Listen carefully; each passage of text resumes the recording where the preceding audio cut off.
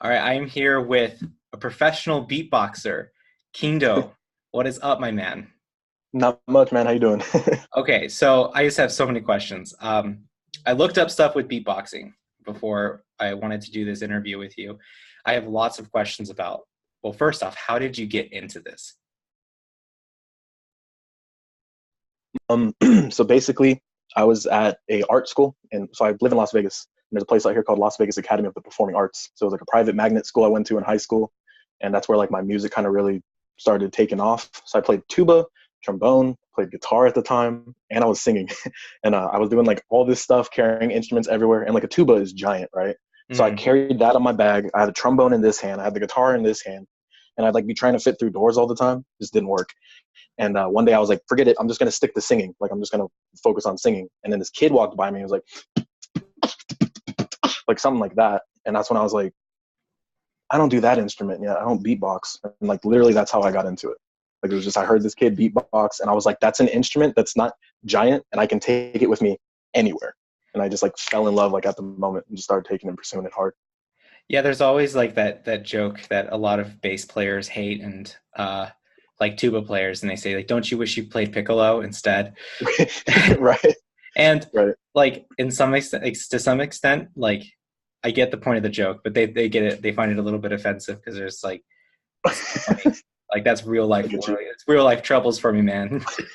Okay, so even what you just did right there, so that's like more, from what I understand, is like the old school basic hip hop from like the 1980s and 1990s. Right. Right. And so it's really developed into this huge international community. First off, so can you tell me a little bit more, a little bit deeper from the surface about the beatbox community in general? Yeah. So let's see. I can't remember exactly what year, but Dougie Fresh started everything back in the 80s. Mhm. And then Rozelle showed up. And then a bunch of these like old school, like Michael Winslow was in a police academy back then. Like all these old school type of beatboxers were pushing it. And then like around 2000s, if I got this correct, I could be a little wrong, but there's a company called Beatbox Battle TV. And there's another company called Swiss Beatbox. And both of these guys were just guys who loved beatboxing, wanted to videotape it, get it to the world, but they just didn't really know how to. And there's Paponi, there's a guy named Bilo, and they collabed, and then they started like uploading videos, traveling around the world. And they found all these other beatboxers where there's like, they didn't realize, like everyone thought, because it was not to sound messed up, but like in America was like the only beatboxing really going on, and it was old school stuff.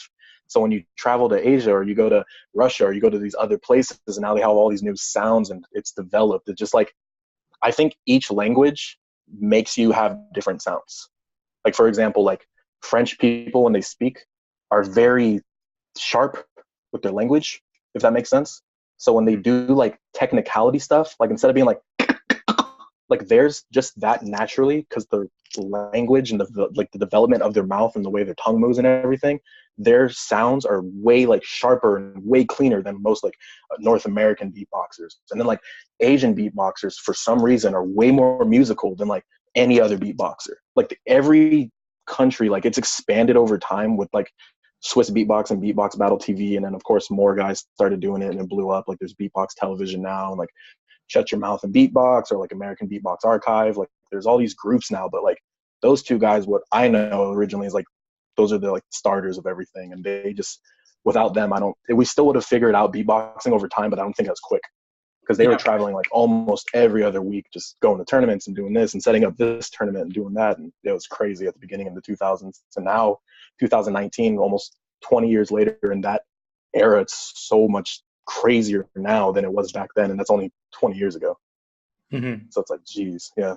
for sure. And I actually I saw this really interesting video with Trung Bao, and he was saying learn Vietnamese through beatbox, and he went Right, through all the trap. sounds and stuff, like the trap beats. It was Right. hilarious. But after like I was hearing like all like the different D sounds, like da da da do do do, and I'm like, Right. wait a minute. In that other grand beatbox battle, he uses those sounds. Like Hmm. he really using lots of sounds from his language. So do you Right. speak another language as well, or is it just English? I just mainly speak English, but I like can get by with Japanese because my dad. Mm, okay. And so do you ever Hmm. use any of those sounds as part of your thing? And I think what everybody really wants to hear now is they want to hear a beat. And I hate Okay. asking people to do that. I don't like when people say, can you just play me something? Because I don't like to be felt like a box. Like, Right. just You're me a good. You're quarter, good. sure. Which song do you want? But do you think you can drop us like a 45-second, like give us a drop or something? Yeah, for sure.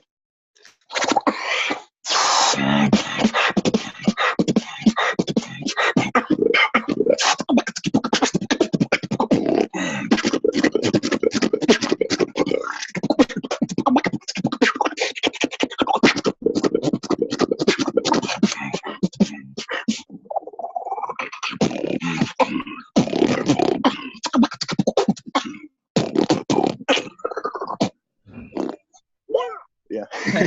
Dude, it's okay. So tell me about the process of like you have to obviously discover these sounds, and there's no like essential elements or Suzuki book for beatboxing. Now, Right. how do Right. you go? So you're classically trained as a brass player, so you know that Correct. you learn all these techniques, you learn all this stuff. There's fundamentals that you go through. Hmm. So in beatbox, how does that look for you when you're working up a new routine, when you're working up new sounds? What do you explain? Okay, so for me personally, I freestyle a lot in my bathroom, like for practice. And there's times where like I try to do a different combo and sounds just come out and I'm like, wait, what was that? For example, like if you roll your R's like but you don't do the voice, it goes like that. And Mm-hmm. one day I was just like trying to go or like that, and it came out as like that sound, and I was like, whoa. Found out like it's a whole new other bass, and like I'll figure out stuff like that, or I get inspired by other beatboxers. Like someone will get like a new video like on Swiss Beatbox, like I was talking about earlier, and like sometimes there's just that one sound where it's like, what is that? And it's like sometimes you have to research a little bit or go through the comments and stuff, or you can find. That's the other thing that's really cool with beatboxers. Most of them have like Facebooks and Instagrams and all this, so you can really just message a lot of beatboxers and they'll get back to you and stuff. But yeah, the community's pretty open with each other. But yeah, that's like usually for me, that's what I'm doing. And then from there, if I'm gonna practice the sound, I think of it kind of like back to like band world, if you want to say. Like I don't just like try to hit the sound. It's like if let's say that if it's a snare, it's right. So like I'll set up like a metronome, for example, and just like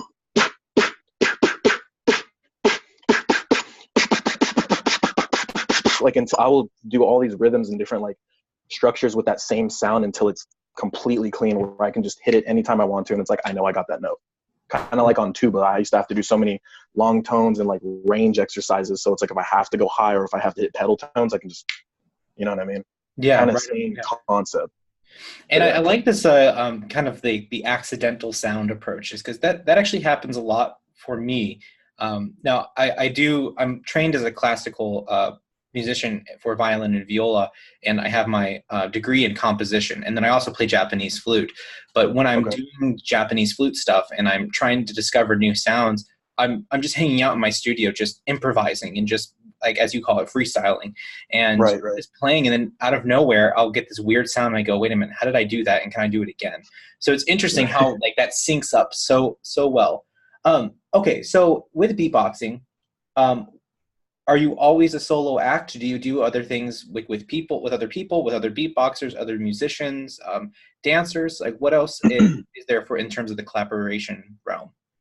um, so I compete with beatboxing. So there's beatbox battles. I do that solo, and then I live in Las Vegas, so there's not really any other beatboxers out here that I know of. There's only one guy, but he doesn't really do the whole competing thing. He's more about performing and doing his thing. So I let him do his thing.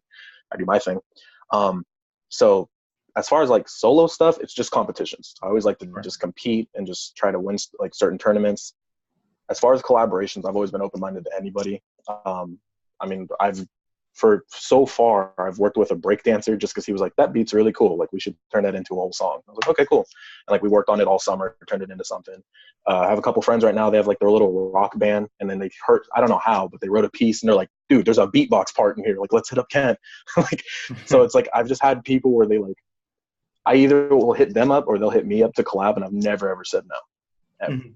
I'm always open-minded to that because I feel like if you shut that down, then you're not going to be able to push your music out there.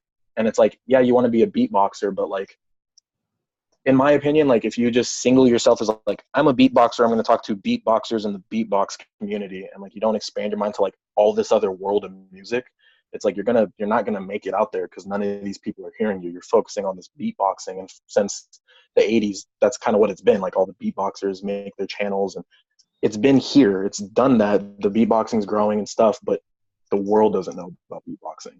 Yeah. Beatboxers know about beatboxing. You know what I mean? So it's like I feel like, in my opinion, the more all beatboxers collab, the more of like a style and genre of music it become.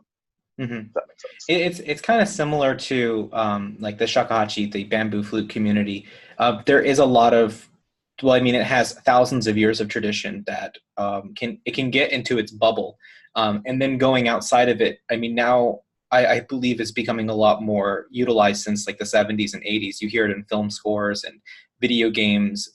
You hear it in like Western ensembles and stuff like that. Right. And well, soon you're going to hear it for beatbox and shakuhachi as well. That's how we got together in the first place, because I think it's going to be wild. I have no idea what it's going to sound like. I just know it's going to be great. Definitely. But I totally, I really feel you on that, where it's, you know, wanting to collaborate, wanting to do new things. And do you ever feel, and maybe this might be a loaded question, for me, sometimes I can get bored just doing the solo thing. Like I love being on stage. I love the music. I love traditional music so much, but there's more to life than that. And so do you ever feel like the solo thing gets a little bit boring and you need like the energy from other people to put the spunk and the excitement back in the solo realm? Yes and no.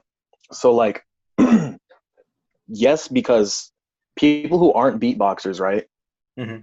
You show them beatboxing, and either they're not to sound cocky, but usually my reaction is either like, "Whoa, that's crazy," or I have people who are like, "Can I ask you to do something?" And I'm like, "Yeah," and then I get new ideas, and I'm like, "Sweet, like that's cool." Like for example, there's a sound called a sucker punch, like, and I used to go like, and my friend was like, "Can you get it like?" And I was like, and he's like, "Oh," and I was like, "That's actually really, I didn't think about that." Like I've had friends do that, right? Which keeps me motivated to keep going, because it's like I know that my stuff is making people more interested, and then they give me some ideas sometimes, and it just makes me do even more. The other thing though, I do sometimes I'll be practicing routines or getting ready for battles and stuff, and I'm like, is this gonna be good? Like it's another tournament, da da da da da, and it's like that whole routine of getting ready and everything's always the same. Like I don't think you can really get out of that. You got to just warm up and get ready and all that. It's when you get to the competition. It's like the gym. Everyone always says like the gym, the hardest part is getting there. Once you're there, it's easy. It's the same thing with beatbox tournaments. Like there's some times where a lot of beatboxers are just like nervous, or they're not feeling it. And they're like, dude, the competition's this week. And like, I'm not feeling it. Like this is freaking me out. Like I need to get it. And like, once you get there, you feel the vibes of all the other beatboxers, you meet new beatboxers, you hear new sounds. Dude, how'd you do that? Oh, well, I just, once you get into the community comes back, for me personally, that's when I'm like, this is why I do this. Cause like I've done 2 tournaments before, like competitions. And I remember the first one, like that's where I was like, I'm taking beatboxing seriously now. Like I always did it, always kind of worked on it, but that I did this thing called the LA battles. And after that tournament, like I learned so many new sounds. Every beatboxer, no one was like judgmental. Like no one was like, "Oh, you suck." Like people were just like, "How'd you do that?" Or people were like, "Try to work on this." Like I do it like this. Like, and it's little things like that. It's like everyone's there to kind of help and build each other. And for me, that's where like my motivation comes, because it's like I don't want that to ever change in the beatbox community. Because online beatbox community, not to be weird, there's like Discord and like all these other like servers where beatboxers will try to jam. It's super toxic. Like online, they're always just it's well terrible. I mean, so the online community is always that way. Right. No, right. A lot of classical musicians would be surprised, or they might wish that the classical music competitions were more like that. I don't do competitions myself. I rarely even enter in composition competitions. And I think the reason why is one, I don't like losing. I just don't like losing and whatnot. I get you. Just honest, like it's just kind of it sucks. It sucks to lose. Yeah. And I've never felt like a need for it in general. But there was a quote by Bela Bartok, who is I'm sure you're familiar with Bartok, the composer. And he has a quote that competitions are for horses. And I'm like, you know what? You're right. I'm not a horse. I'm a human being.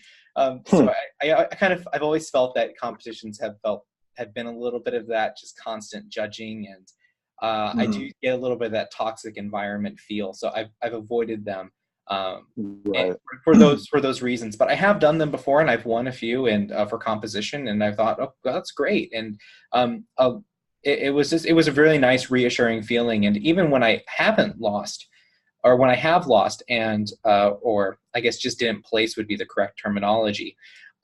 I like actually looking at the judges' comments and seeing how they perceive it, because actually the comments are really nice, and they are really helpful. They're not just, tearing you down and Right. whatever. Yeah. So that to me is really beneficial. Mm-hmm. But yeah, I think that we could probably learn something from the beatbox community and be a little bit more friendly with each other, and more supportive and helpful, rather than the cutthroat, because the cutthroat mentality is very strong in classical music, from my personal experience. What are some of your favorite sounds that you do? I love the lip. My top three would have to be lip rolls, like bass stuff. Like I have a couple different basses that I do, like throat bass stuff, and then I guess just like, if I had to pick another technique, it would be probably either like, trying to think of something I always use. Sounds weird. Probably it's called a click drag, where it sounds like that. I use that a lot, but I'll use it when I'm breathing. So if I'm going like breathing in, I'll go something like that. That's cool. But yeah. Okay, can you show us what a lip roll is? So okay, lip roll's the thing I was kind of doing earlier. Here, like, get a little close because it's trippy looking. Or there's two versions of it. There's one where you have to breathe in, and there's the other one like, I'm not using my breath at all. I'm just using my lip. That's why I can like hum like it's not any breathing at all. It's just my lip here. But the other one, that one I'm actually like breathing in with my mouth and my chest. And so your voice gets like incredibly deep. And so where is the resonance happening? Is that happening in the chest or in the throat? More in when I'm doing lip roll stuff, it's so I have really weird techniques with my beatboxing, because I can like feel everything. I don't know why, but I can feel everything when I'm doing it. So what I mean is, like, if I go like, I can feel that my throat's closed right now. I can feel that the lips like kind of doing it. But if I push it like I like to, where I get that thing, it's like my throat hollows open, and now it's in my chest. Like I'm feeling all the vibrations in my chest almost. Like, that's insane. Yeah. Dude, that's insane. Okay, what about the throat bass? Can you show us that? Yeah, so beatboxers use, I can't remember I think it's like Tibetan throat singing. I think that's the technique of it. Like like we do that one. But the one that I like to do is called inward bass. So instead of outwards, like, it's actually inwards, and it's way lower. And I like it because you can get really crazy sounds with it. And I like to, like I was talking about the click drag thing, I'll like use that and the bass, and it rolls, and it turns into like a predator sound. It's like, but yeah. You know what?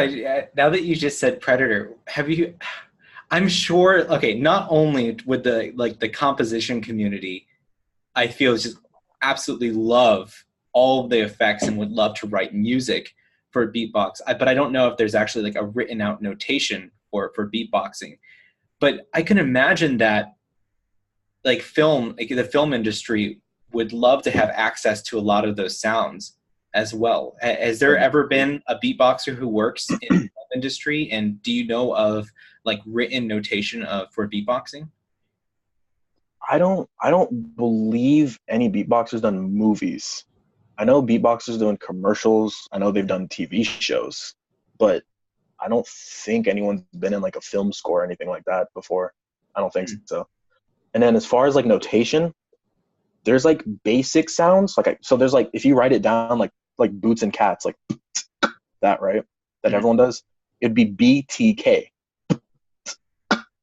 But if you do like a inward K, now it's like a bigger K. So it's like, instead of, now it's like, there's like that, or like I call it the PF snare. I have like, it's weird. I have my own kind of notation. I just haven't pushed it super far because I kind of lost stuff. But I have Mhm. like the kick is a V, right? So right, a V. Hi-hats are sound like a TS, so T.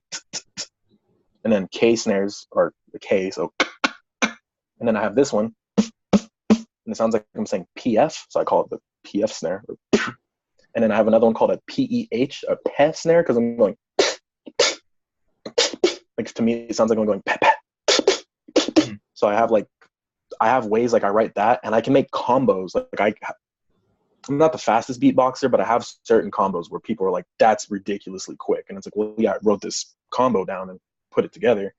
But as far as like bass stuff or like the lip rolls or like zip, like there's, I don't know how you would notate that. Like I have no idea. But there's so many sounds with beatboxing that I feel like over time I could figure something out for sure.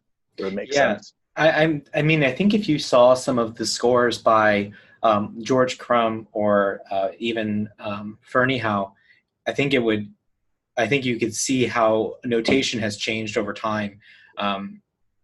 Because I think you're used to seeing like that Western band score or like Western classical music, and it's pretty simplistic in terms of how it looks compared to a lot of the contemporary graphic notations. So for me, what I'm thinking Okay. is almost, I mean, it would be crazy complex. So reading it as well would probably take just as much time to develop Right. sound to be Right. able to do it. So, Right. I mean, there would be problems with it, but I could see how the film industry would absolutely love that, to create a sound bank. So they have like a bunch of different programs that composers use where, for example, one of them is called the uh, Vienna Strings, or the one I know is East West Quantum Leap, and it's full Okay. orchestra and all like band, percussion, piano, harps, sounds of like the Middle East and all that kind of stuff, and you just click a piano key, and then it creates that sound, and you record it. And what they do is Oh, they okay. go out and they do field recordings of that, and I can imagine that one of these like companies would love to have you in a studio and just recording your kick drum and then doing all those sounds, so that way one of the files that composers buy to use for their film scores is Beatboxer, Beatbox 1, Right. Beatbox Right. 2, or Beatbox sound effects file 3 and stuff like that. I can see how Right. that's, and it might be a thing, and I'm totally unaware of it, but that's something that Right. it just came to me right now that that's, Hmm. if I knew about it and I was a film score composer, I would think, I think at some point in the future I would want to utilize that. And Hmm. because film score composers and composers in general, when they're aware of things, they keep it in their mind and they wait for the right moment to use it. So they might have a great idea, and but it doesn't work in that piece that they're working on. So what they do is they just say, okay, I'm going to delete you from here, but I'm going to keep you over here for safekeepings because maybe you're Right. something I Right. need in Right. the future. And I think that the beatbox would be something that the composers be like, I can't use you now, but come back to me in a year. I think I might have something for you. I think I might Right. actually be able to use those sounds in something. Um, but okay, so you have, what is next for you then? What do you want to do with beatbox? Uh, I just I want to generalize it to the world. Like a lot of beatboxers want to be like American beatbox champ or like the grand beatbox battle or like even world champs. And like I love to compete, but like I said, for me, yeah, it's like I want to win. Of course, everyone wants to win. For me, when I show up to those tournaments though, and I see that energy is like what I go to tournaments for, because like I know that's where I start getting. I'll go back home that night and I'm like writing and I'm pushing. I'm like, oh, I got to do this. So I learned this sound, right? And I just start going off for like months. That happens, and then like eventually kind of slows down, you know. So for me, like, yeah, I'd love to win stuff, but it's not my main goal with beatboxing because I feel like you could do more than that. A lot of beatboxers are like, I want to win, and it's like, look this way. There's a lot more than this. You know what I mean? Hmm. So it's like for me, like I said earlier, I want to generalize it where like, for example, people got Spotify. You're going through your genres. You got hip hop and rap caviar and rhythm and blues, and you got all these things. And I just want one where it's like vocal percussion or beatbox. You Mhm. know what I mean? And it doesn't have to be all broken down like beatbox, hip hop, beatbox. It doesn't have just beatbox, and you just artists are able to get a platform for themselves where it's like that's like my main goal. I want to be able to make it where beatboxing is just out there, where everyone's like, oh, you're a beatboxer, cool. Like they just know. I have so many people are like, oh, you're a beatboxer, that's cool. So you do like boots and cats, and I'm like, well, there's more to it. And then I show them, and they're like, I've never heard sounds like that. And it's like, I want it where people are like know those sounds.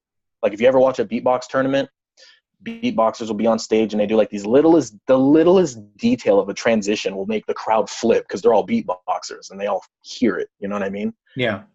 Regular, not some, I don't mean to say this so rudely, but regular people who aren't like non-beatboxers don't hear those things. Like I have little transitions where I'll do it and beatboxers are like, woo, and then I'll do it for like people and they're like, you know, and it's like, okay, like that, I did not get the same reaction at all, you know? So it's like, I want it where it's all the same, where people like, it's just around so much, people develop that ear naturally, like beatboxers do.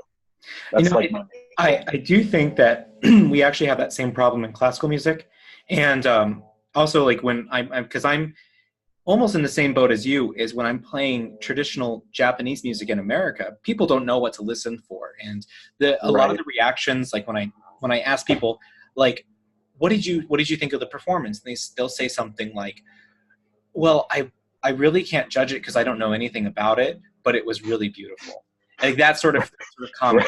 And I'm like, well, I mean, you don't need to know anything about it. You just have to use your ears. Like, how did it sound? Yeah. Either you liked it or you didn't. And I even get that from classical musicians too. People who have extremely well-developed ears, and they say, you sounded in tune and it was really good. I mean, I don't understand I don't know what I should listen for, but I think I liked it. And I go, well, I'm not asking for like the judging of quality of, are you maintaining like your percussive sounds properly? From really the proper technique. I mean, that's not what I'm looking for. I'm looking for, you know, did you enjoy it?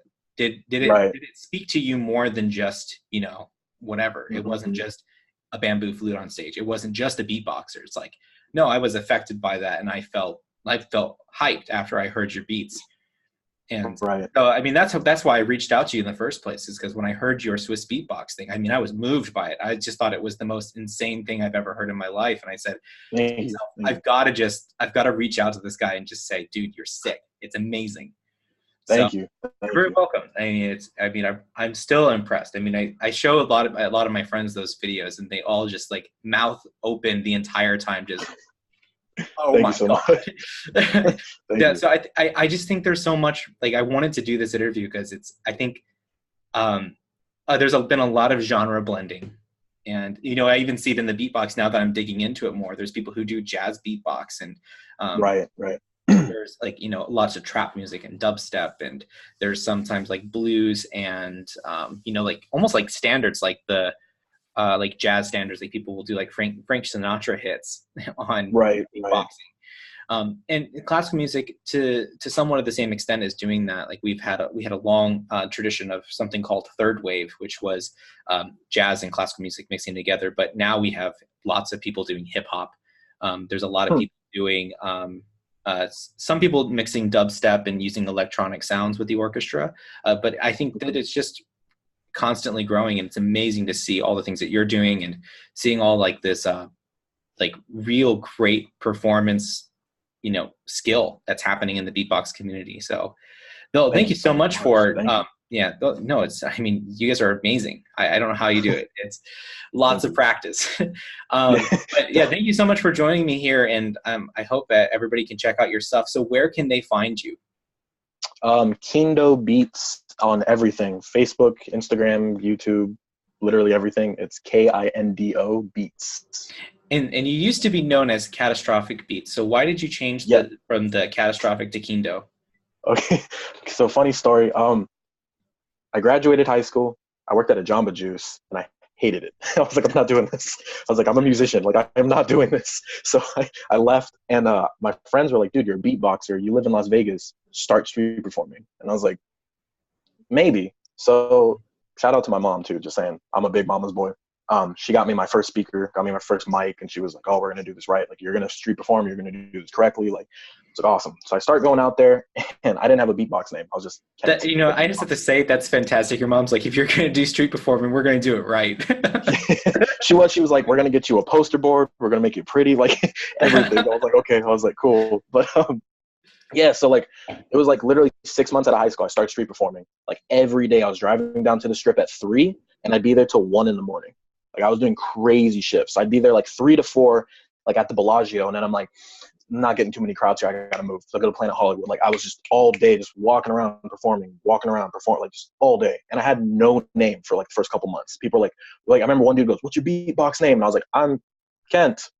And I was like, that doesn't work. So I was like, no. I went home and I started doing this. So the lip roll thing I showed you earlier, I have a certain version of it that I did in the Swiss beatbox video that a lot of people can't do because I'm using a breathing pattern. So rather than it just being like, it's like I used to do that beat all the time. And I remember my friend was like, dude, that's catastrophic. And I was like, catastrophic beats. So then me being me, I was like, let me make it all cool and spell it different. So it was like Katastrophik, and then beats with a Z on it. It was terrible. So I get this giant banner now. It says Catastrophic Beats. I'm street performing, feeling so cool.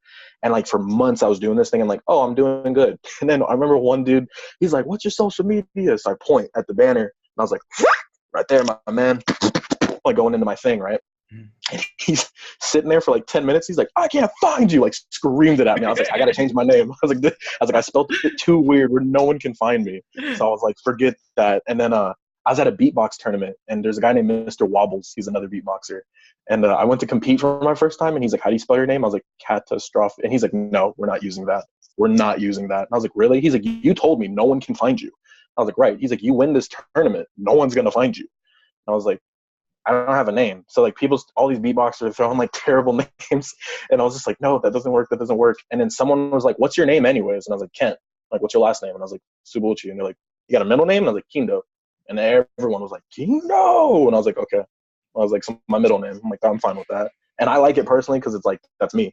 Like, it's actually like me. And it's a lot easier. Like I don't street perform as much as I used to, but then I started street performing, fixed the banner, and then people started finding me. I was like, oh, here we go. That was the main reason why I changed it. I used to be Catastrophic Beats, but I spelled it so terribly, no one found me, and I was just like, okay, so you got a big marketing lesson too in that. Definitely. Yeah, I also, because with my middle name, it's Renzoh, and I struggled whether or not I was going to put the H at the end, and I ended up putting the H because it is a long sound, because it's Renzoh, and so I put the H to symbolize that, and I think a lot of people misspell it, and I actually have had it on concert flyers too, where they misspell it. Oh no! The H, and I go, oh no, guys, how many of these did you guys print? And they go, oh, we print 1,500 flyers. Like, no. Right. And just people just walking through the door, just yeah. It's, oh my god! Yeah. But that does happen. Oh, that happens. Sorry. Oh, my bad. Oh. Well, Ben, again, thank you so much, and I hope everybody enjoyed this video. It's definitely something I've never done before. Is meeting a beatboxer and talking about all this. So it's really fascinating to me in general. Thank you. Thank you.